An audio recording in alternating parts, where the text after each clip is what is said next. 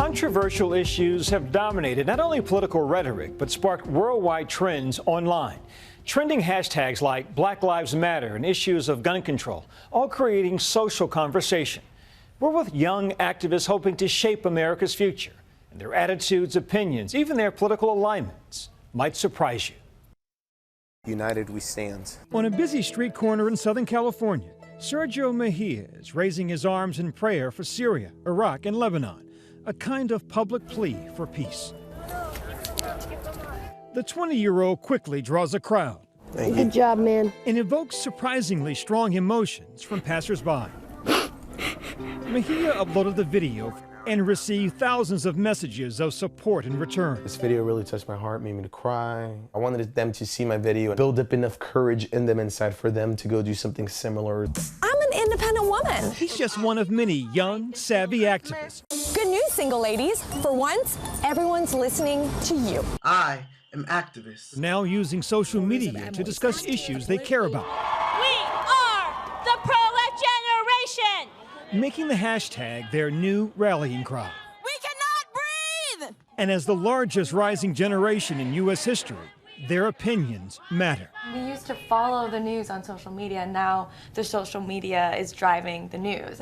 So we invited a diverse and rather vocal group of influencers to come offline and chat face-to-face about this critical election year. Hillary Clinton. Liar. Not authentic at all. Seasoned politician. Trump. Racist. Reality TV. Irresponsible. Fearmonger. He has the potential to upend the entire political system. But the room got quiet when I asked who they planned to vote for. Show of hands, if you decided. No one. Okay. They may not have decided on a candidate, but each activist was clear about what they think we as a nation should get worked up about. Gun control. The first human right, which is life. Immigration. National security. Criminalization and incarceration. Dominique Hazard is part of Black Lives Matter. We have nothing to lose but our chains! One of the most successful social media campaigns in the last decade. The police aren't getting involved. It's community people who are breaking up the two guys who were fighting. I saw firsthand how they pulled off large-scale protests across the nation with results that packed real political punch. Its success helped inspire people like Warda Khalid, a blogger who tours the country speaking out against Islamophobia. That we, as Muslim Americans, will no longer sit idly while others seek to define us. Does one have to be racist, a bigot to say, because I perceive ISIS to be Muslim, therefore I'm concerned about Muslims coming to the United States en masse? No, I think that's a fair question, especially with the media portrayal of ISIS equals Islam. It's not just that, it's also the fact that, you know, a white man comes into a movie theater and shoots up the place, and we don't call it a terrorist act. How does this conversation link with the conversation that people you're connected with have? People are justifiably nervous about their safety. David Bazell is the president of one of the largest conservative online communities with almost 8 million followers. It really doesn't have anything to do with ISIS is Muslim and Muslim was ISIS, and you can't go to a Christmas party without fear of being mutilated.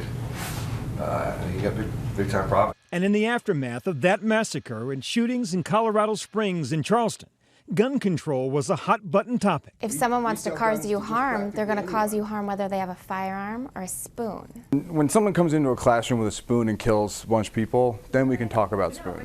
We also talked about refugees. I'll say it if no one else is: fear.